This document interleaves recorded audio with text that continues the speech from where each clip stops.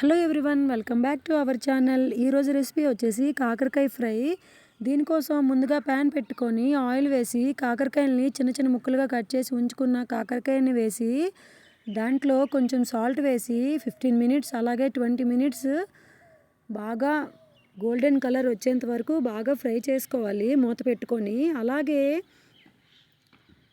బాగా ఫ్రై అయ్యాక సైడ్కి పెట్టుకోవాలి. సైడ్కి పెట్టుకున్నాక ఇదే ప్యాన్లో తగినంత ఆయిల్ వేసి ఆనియన్స్ పోపు వేసి బాగా ఫ్రై చేసుకోవాలి. బాగా ఫ్రై అయ్యాక దాంట్లో కొంచెం పసుపు, కారం అలాగే ధనియాల పొడి, కొంచెం మసాలా వేసి బాగా కలుపుకోవాలి. కలుపుకున్నాక ఇప్పుడు కాకరకాయ ఫ్రైని చేసి ఉంచుకున్నాం కదా, ఆ మిశ్రమాన్ని కూడా వేసి బాగా కలుపుకొనాక లాస్ట్లో కొత్తిమీర వేసుకొని సర్వ్ చేసుకుంటే కాకరకాయ ఫ్రై. వేడి వేడి అన్నంలో తింటే సూపర్గా ఉంటుంది ఈ కాకరకాయ fry. Thank you for watching. ఈ రెసిపీ అంటే మీలో ఎంతమందికి ఇష్టమో లైక్ చేయండి. Please do subscribe and follow my channel.